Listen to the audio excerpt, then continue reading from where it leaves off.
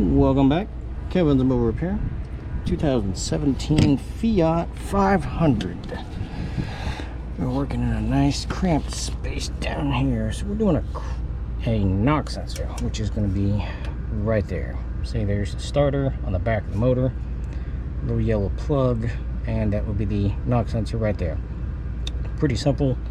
13mm bolt comes out. Now the connector does not want to come off when it's on there. There's not enough room to pull it off, so I undid the yellow lock tab so that it could be squeezed down, make it easier when it was pulled off.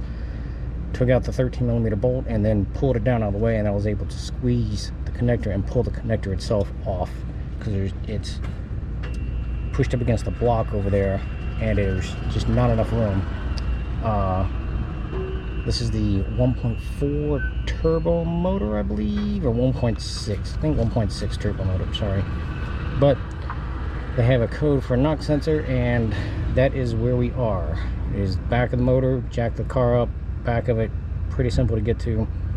Just get a lock pick to move that little lock tab over first, and then you can pull the connector off once the sensor itself is down. But other than that, that's it. Any question or comments, please feel free to let me know.